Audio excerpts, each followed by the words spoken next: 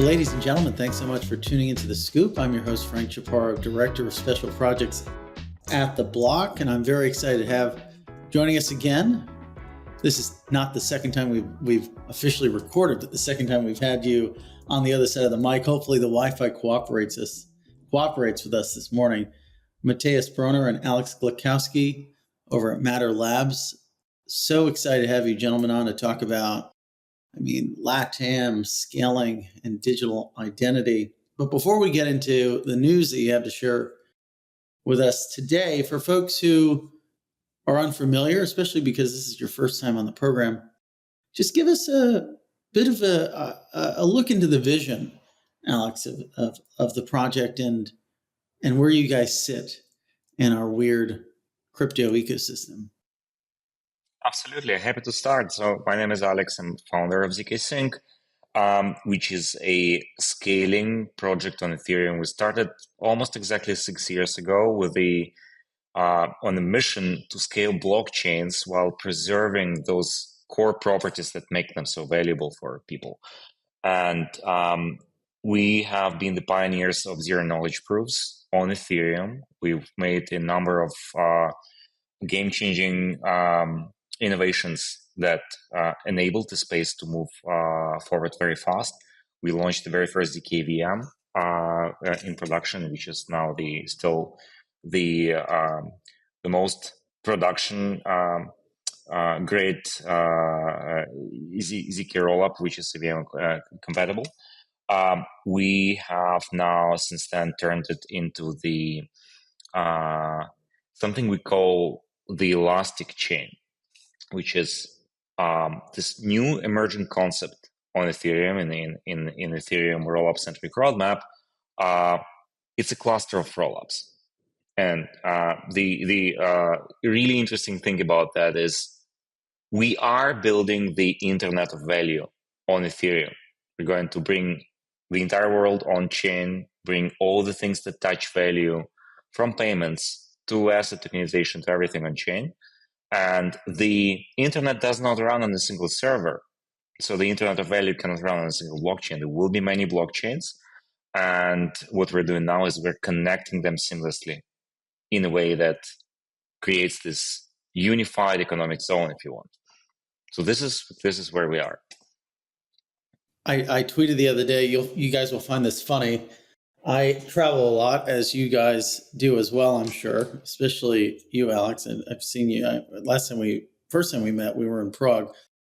But this is where I am right now in my life, where I have the UK connector connected to the European one, connected to the American one.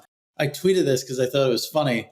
And someone goes, this is basically the Ethereum roadmap, right? So if this is the base layer, where does ZK syncs sort of sit? Are we up here? Where are we located?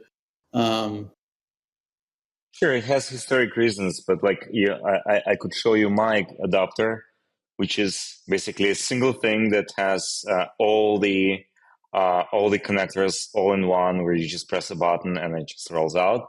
And this is what we're building. So you have to take historic legacy into account, but then you can innovate and build something that is actually very usable for people. And when thinking about we'll get to the news. I can kind of give a little breakdown, and then maybe Matthias, you can kind of fill in the gaps, right? But the government of the city of Buenos Aires sort of announced this integration of Quark ID, which is ZK-powered decentralized identity. When you think about scaling, right, like 3.2 or 3 million plus residents of the city, you need something that's scalable to be able to build something like that. When you think about scaling, are we there? How far are we to sort of getting to the ideal level of scaling? Well, it's important to know that you need something that scales integrity and trust into the systems. Because what's happening in Buenos Aires is people are putting their credentials, their government-issued identity on chain and use it for very important things. You put your driving license, your birth certificates, your medical records. access to the state facilities, etc.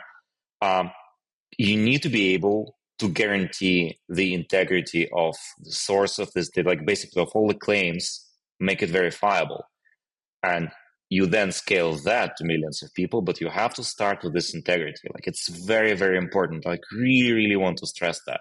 What we're building with ZK, the power of ZK is that of blockchains in general, but like ZK that in application to scaling, is that we can preserve this idea of going from the world of don't be evil to can't be evil, where like taking the power from the governments and giving it to people, because now they own their identities. It's like in the form of NFTs in their app. They control it. They decide who to show it.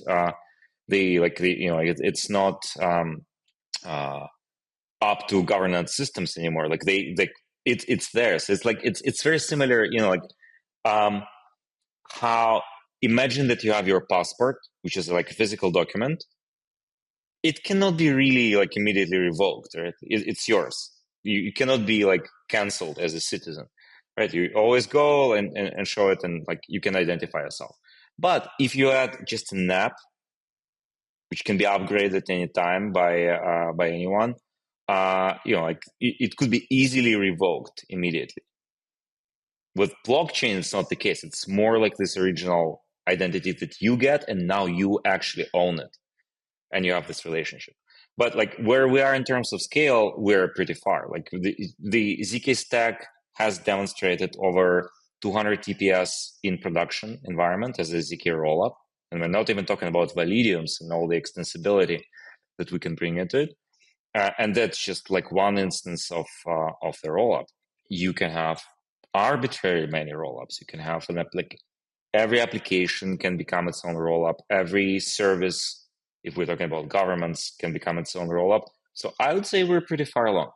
We can do it. We're like, the job is not done, but we're on it. Since the rollout, what has sort of been the early learnings of how this is actually working in practice? Yeah, I can speak to that a bit. So just to double click, the major announcement was that the city of Buenos Aires took its centralized existing application, which is called MIBA or My Buenos Aires, which has been used primarily since 2020 for COVID certifications. So that's when it got into a lot of the people's hands, but it hasn't had a lot of additional usability since then. Over the last year, we've been working with the government to rip and replace the back end and some of the front end of that application with ZK-powered digital identity, which enables citizens to not only access dozens more credentials and many more to come, but also allows them to log into government portals with a single QR scan, where they're not passing any necessary login information. So it's not a Google Auth or anything like that. It's actually using this decentralized ID to verify their access to their own government portals and be able to action. So the initial use case for now is very government centric and very heavy on completing tasks. So the wins for a lot of the citizens is that they no longer have to go to all these different government offices to verify documents, to get them notarized. So, I mean, the big win here is you don't have to go wait in line at the DMV, right? That's kind of the initial first use case here. And what we're seeing is, again, with very limited promotion, since the backend started being switched over in October until the announcement at the end of the month, there have been over 100,000 citizens who have just been seamlessly onboarded into this on-chain credentials without having to worry about anything like seed phrases or MetaMask or any of these more traditional things that we associate with interacting with Web3.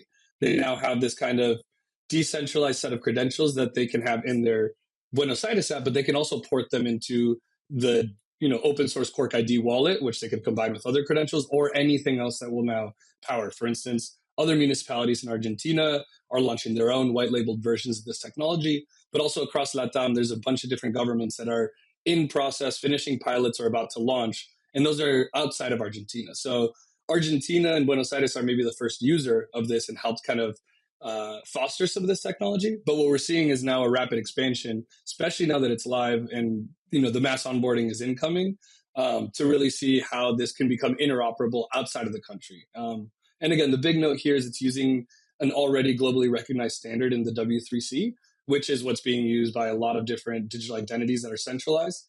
this is the first ever instance of this to be decentralized, as well as using zero knowledge proofs. And so again, for citizens, the benefit is now they have control as to how they share their information.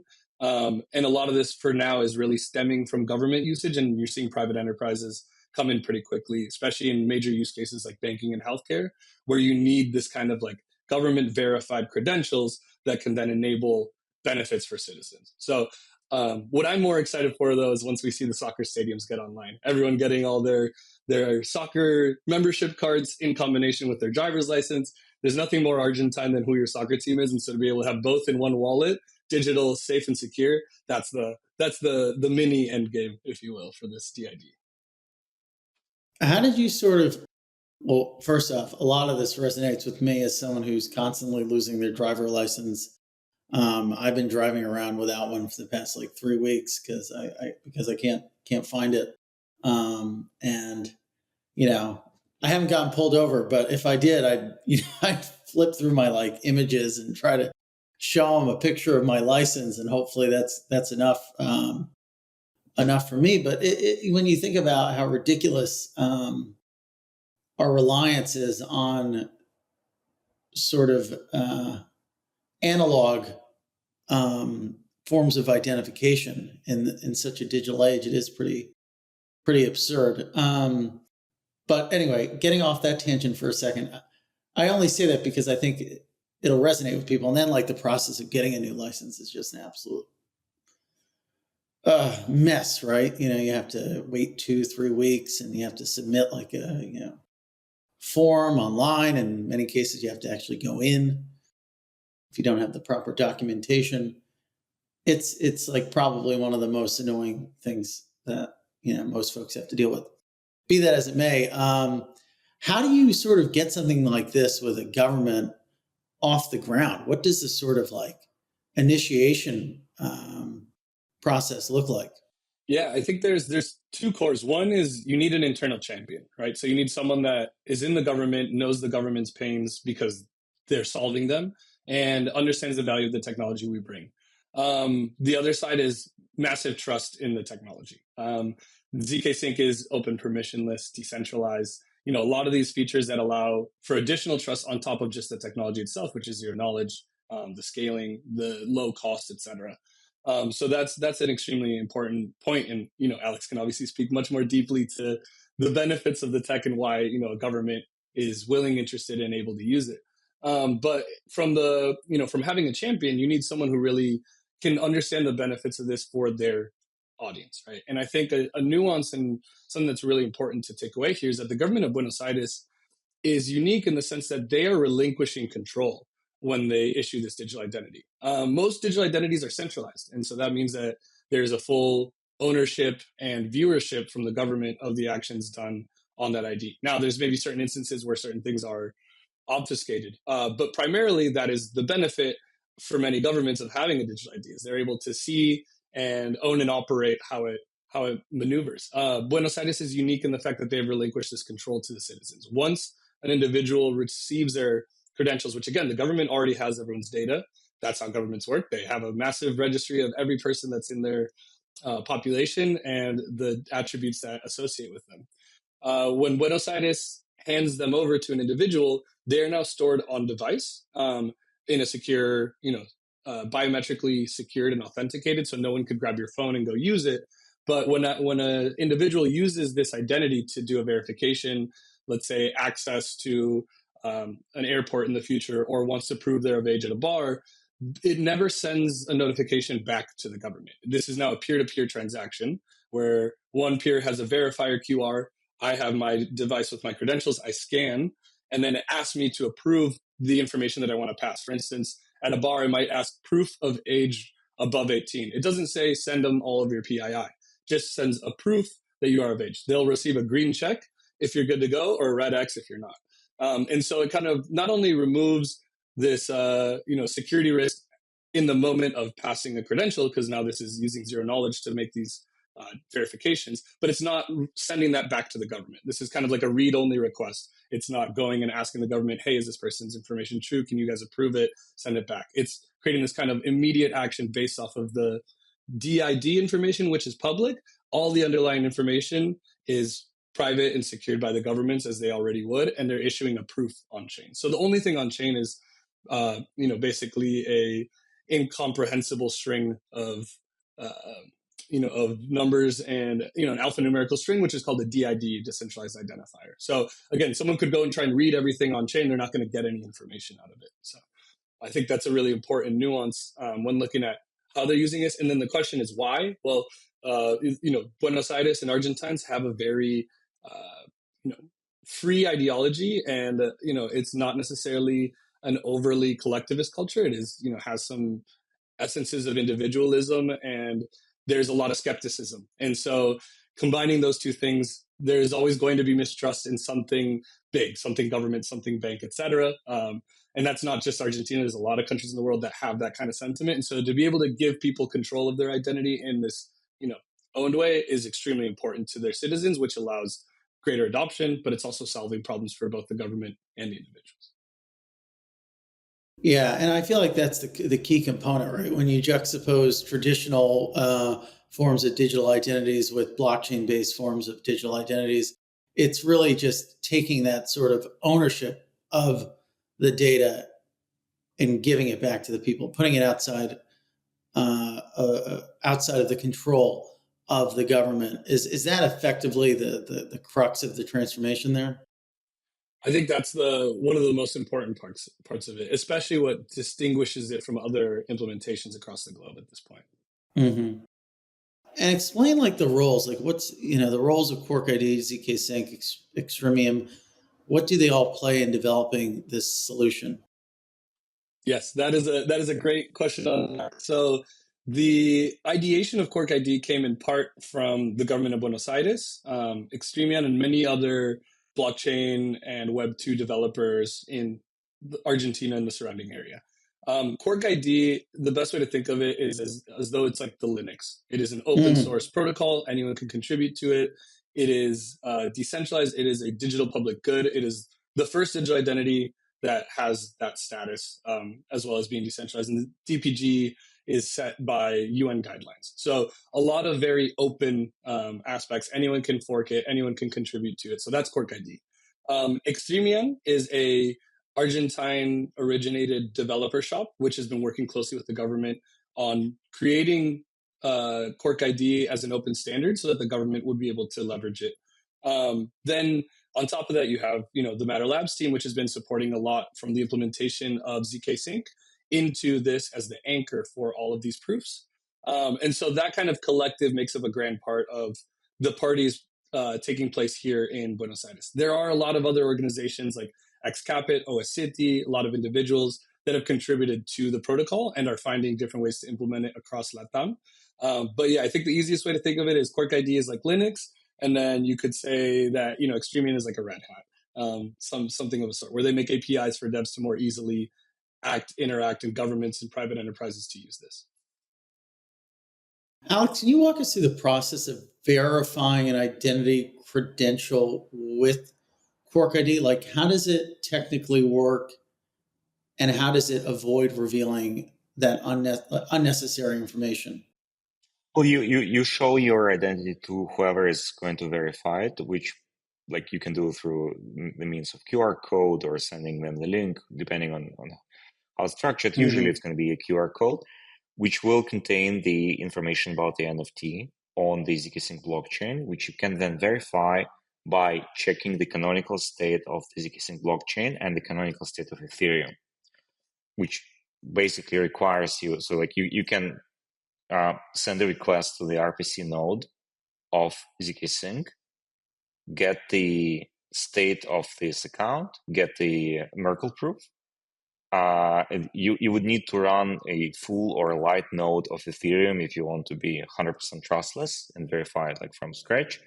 And then you check the Merkle proof, you hash the Merkle path together, and then you kind of they converge, and you know that this is indeed the NFT that I received. And this NFT will probably contain a hash of the information that you can encode in the QR code, and the verifying party will read and compare against the the NFT metadata. In a way, doesn't it sort of change the relationship between citizens and governments in a way? Well, we like Argentina is unique now in the world with leading the charge on more freedom, less government with under presidency of President Milei. And it's a really, really interesting experiment. We're now having like some of the core ideas that led to creation of crypto actually being implemented at the national government level. So I think we will see even more things of this nature coming out of Argentina. What do you expect to unfold? Honestly, I expect Argentina to boost its prosperity to orders of magnitude over the next couple of years. Like we've seen that happening in some places of the world where you move from bureaucracy to a free, laissez-faire economy. Things improve very dramatically and like very fast. If there is enough trust in the credible commitment of this government to actually bring more freedom. For the rest of us who are not as lucky as Argentinians, we have crypto. I mean, if you think about what this brings is, if you're long ZKsync, you're short bureaucrats in a sense. Yeah. Long ZKsync, short bureaucrats. That's a nice tweet. What plans does the city have to expand Cork ID's capabilities? Yeah, the first major expansion should be in November, which is actually issuing the driver's licenses digitally. So for now, it's ID, like citizen ID cards, marriage license, birth certificates, a lot of like proof of educations. But there will be, I think there's about 60 different credentials at the moment. Driver's license is the next massive one, and in future, you will have an opportunity where if you're pulled over by a police officer, instead of going and fishing around for your ID, your insurance, or your registration, you'll be able to have them all housed inside of your decentralized app. They'll show you a QR code. You give it a scan. They'll get a check mark that says everything's up to date and you're on your way. I think that's something that a lot of countries would really love to have. It's not only a benefit from ease of use, but it is a safety benefit as well to kind of avoid those interactions. That's one specific use case. You will start seeing a lot more private enterprise getting mixed in. So again, government is kind of the first mover here, and by creating and issuing credentials to their citizens, it now creates a benefit for, let's say, banks to do a much faster, easier, cheaper KYC to get new citizens onboarded to their products. Or for, private organizations, I have a history in marketing, and the hardest thing is to find the right people. And if these people can kind of, in a way, opt in by saying, hey, you're trying to find Argentines, I can prove I'm Argentine. That can give you a delta on the benefit, right? Because marketers waste a lot of money trying to reach the person. If you can say, hey, I know exactly these 100,000 people are the exact person I want, what benefit can you give to them? And that might come in the form of free tickets to soccer games, or it might come in the form of social benefits. And so I'm super excited to see how people, enterprises, and kind of trust-related technologies integrate this, because it is kind of a first in the world to be able to not just prove someone's a human, but prove they're a human from a specific region and they have kind of a verified status there. So again, another thing that makes this quite unique. And from the government standpoint, there's a pretty clear roadmap of the different materials they're going to be issuing. The private enterprise roadmap is, I think, where it really gets pretty exciting into how you can get a lot of people onboarded to blockchain without ever having to really know or have the painful experiences that a lot of us have had over the last decade-ish in interacting with, Ethereum, with all these other blockchains, etc. Removing friction is the most important thing. I mean, I can imagine if the government's on board, it shouldn't be too hard for those private enterprises like banks and sports teams, to your point, to fall in line. Yeah, it should be. Most of them have been waiting for this moment, right? The Cork ID technology has been live and open source for some time, but the issuance of credentials from the government of Buenos Aires to their entire user base is obviously novel as of just a week or so ago. So there are already a lot of pilots when it comes to healthcare, banking, and a few pretty interesting private enterprise ones, but I do not want to spoil their news for them, but we'll make sure to give you the scoop when we have it. Yeah, that would be great. And I'm sure it could potentially, I mean, Cork ID could serve as a model or standard for other cities looking to empower citizens with decentralized identity. Are there talks or explorations of bringing this to other regions or countries? Yes, yeah, I can say publicly because it was in the release. Mexico is coming next. So one of the largest cities, municipalities called Monterrey Nuevo León is on deck. So that would give Mm-hmm. you the northernmost and one of the southernmost cities in Latin America using the same standard. And the idea is kind of a sandwich, if you will, where you have the north, you have the south, you have the borders, and you continue to meet them in the middle. And it's becoming more or less the de facto digital identity platform for LATAM. So a lot of other countries are exploring both at national and municipal levels. So yeah, the next, I'd say by the end of 2025, you should see, not dozens of municipalities and, a few national governments fully integrating this technology. And how do you think, Alex, this sort of benefits crypto writ large in terms of thinking about the rollout of these decentralized digital identities?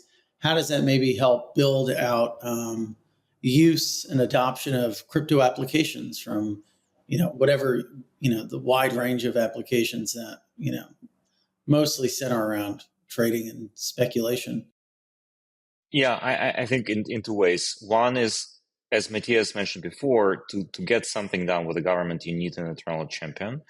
And to get something done with many governments, you need one government to serve this champion that everyone else can look and kind of say, okay, now it's a safe bet. I can also try it. I'm not the first one. So this is very, very important. Like it's creating this precedent, which is going to be then gradually adopted more and more.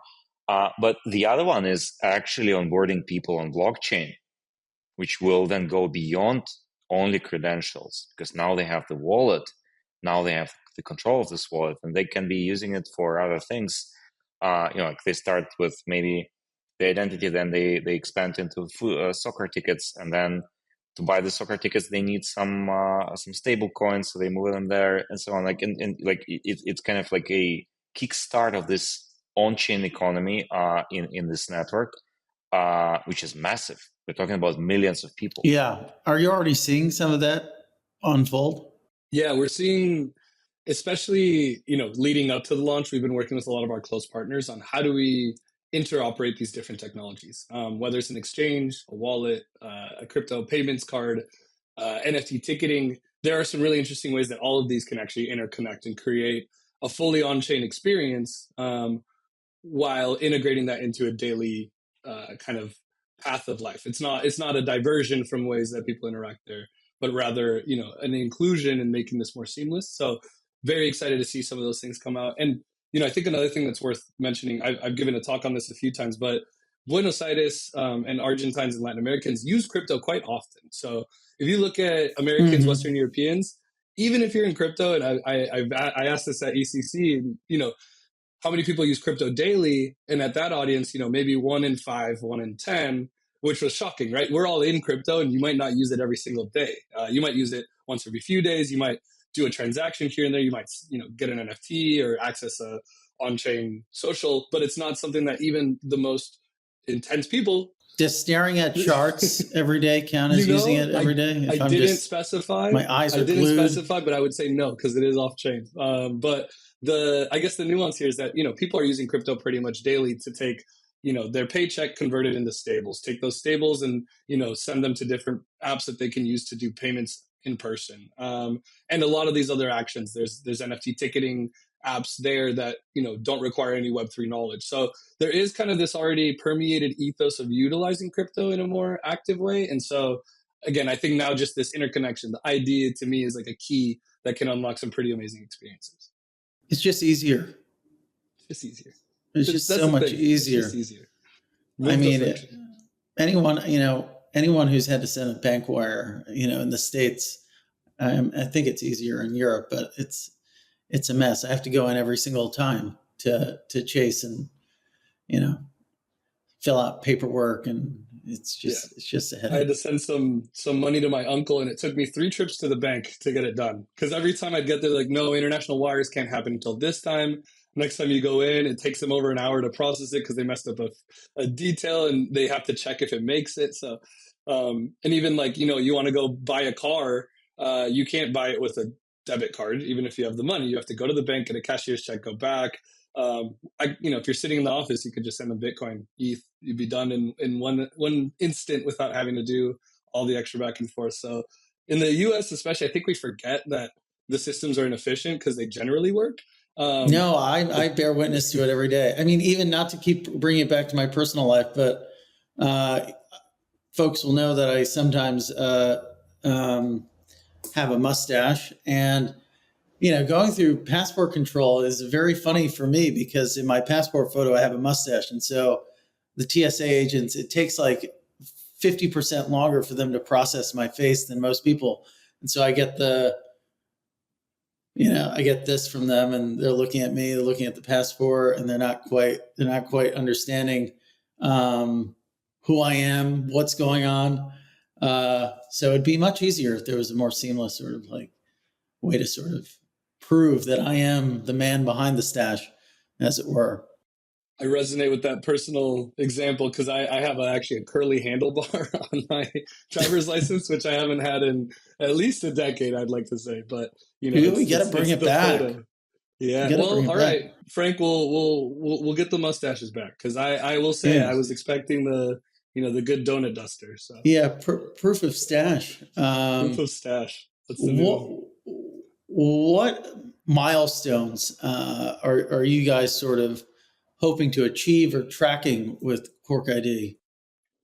I think the biggest one is users getting fully onboarded. Again, the government has issued these credentials, but users will still need to go get into the government portals, access them, and make sure that their apps are up to date. So, there's 3.6 million eligible citizens. I think in the month of October, over 100,000 people access their Web3 credentials. And again, most of them without knowledge of it being Web3. So that's milestone one, is getting that number into the millions in Buenos Aires and then expanding. So number of countries, number of municipalities, X millions of users. Those are kind of the big North Star metrics.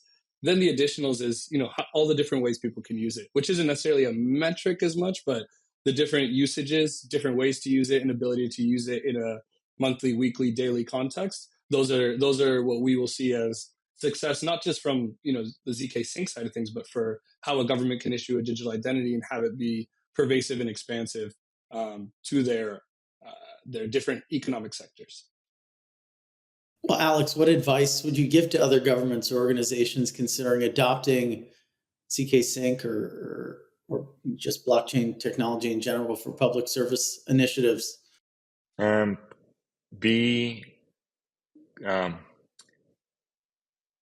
don't know. Like I'm probably not the best person to give advice to governments because I'm like I better shut up before I say something wrong.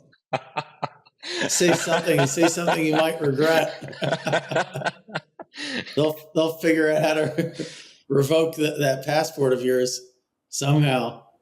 We'll get them a decentralized one. If I can chime in, I think the big thing is governments are intentionally supposed to move slow. And I think that was something that was mentioned to me by Diego Fernandez, the Secretary of Innovation. Governments don't move like a startup. You can't move fast. You can't move fast and break things when you have millions of people of all ages relying on this tech. So make sure you move efficiently, but carefully, as blockchain is still a new environment. Have trusted people around you that can advise on the technology and the implementations, and look at other governments that have had success and failure, and find the ways to adopt what's worked. These are all still pretty nascent technologies, not just decentralized ID, but digital ID in general. And so it's just always important when moving with something of this high of a caliber of impact to do so with respect for the technology and also respect for the citizens, to ensure that you don't put their information at risk. You see a lot of centralized identities become a honeypot. And we've seen that. I don't want to name names. I have no qualms with other governments, but you've seen a lot of pretty massive hacks. And so again, decentralization gives more security to the citizens and the governments alike. And so again, move, how do I say, quickly but carefully. So.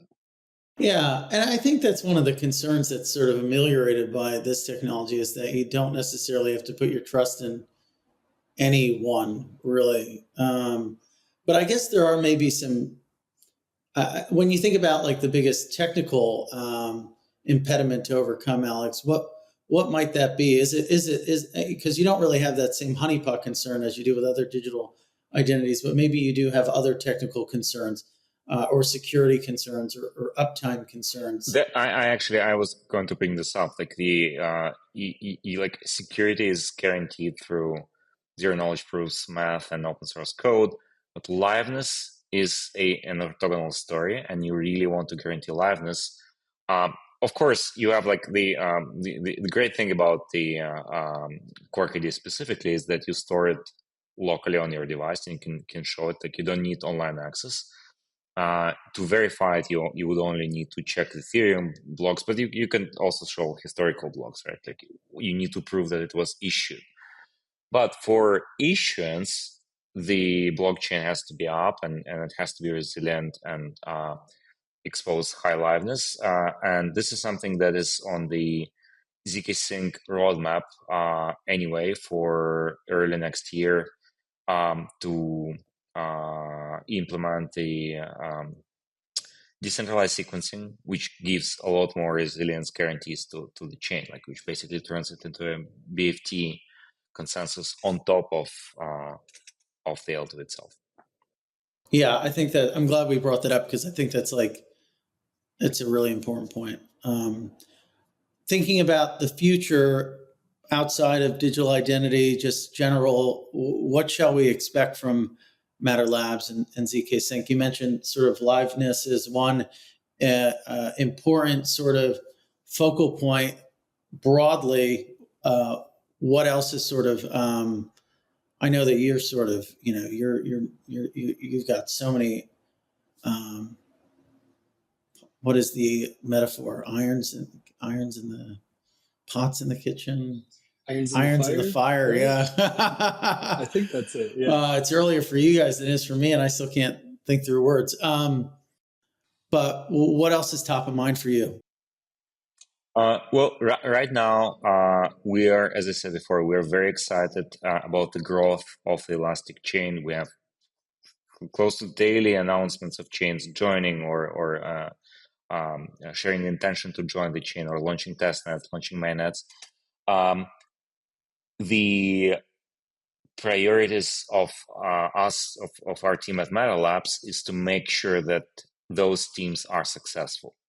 Like we're completely focused on like what do we need to do to make sure that those teams have the best, the most delightful developer experience, that they can offer the most delightful developer experience for people who are building on their chains, and what else? Like all the other things. Like we align priorities with the teams.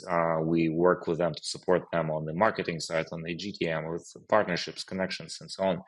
But looking at technological roadmap, the top things that we have right now in stack are EVM equivalents, which is coming to ZKsync and will make we'll elevate developer experience and make it completely seamless for like all tools, all test cases, etc., to work like exactly out of the box. Which like ZK Stack had some like upsides and downsides compared to the like full EVM equivalent stacks. Now we're just going to eliminate all the downsides and only keep the upsides, such as in-memory node, which allows you like a lot faster debugging, such as native account abstraction, which gave you the ability to make this beautiful user experience, like this superb consumer and end user authorization with smart wallets, with Face ID, passkeys for Quark ID, so easy to use and like natively integrated into a protocol, not relying on any third party to interact with it. So like kind of bringing it on the same level as everyone else while keeping all the upsides is one thing.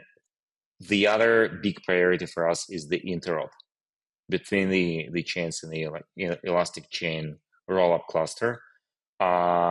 Really excited about the interop. Like we're going to be sharing a lot more at the upcoming DEF CON. We're going to be participating in the interop event day with our technical team.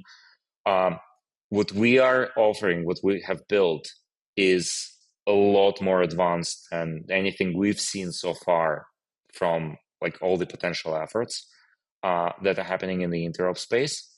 It's going to be very fast, very seamless, and fully trustless and low cost. Basically, it will feel like you are on a single chain, more or less. So developer experience, interop are the top things. And then, of course, reaching stage one and promoting ZKsync Era, the first ZK chain in the Elastic Chain ecosystem and kind of the liquidity hub, and decentralizing it further with decentralized sequencing and decentralized proving. Perfect. Sounds like you're busy. Well, gentlemen, thank you so much for taking the time to join us today. Thank you, Frank. Really appreciate being on here. Thank you, Frank. No worries. We'll have you guys back on soon. And for folks who are maybe interested in learning more or connecting with you guys, where can they find you? Twitter is best. For Cork ID, there's the Cork ID website if you want to get mixed into the docs. Otherwise, you can always keep an eye on any announcements from the government of Buenos Aires or additional ones. Definitely feel free to follow myself as well at Broner Matthias. I don't know if you guys do that. I'll put it there. Alex is an incredible follow. Glux64, I believe, and then the ZKsync main handle. That's going to give you a lot of the major updates and can help point you to the right resources for any of these announcements. Okay. Well, I'll let you guys get back to interop and everything else. Talk to you soon.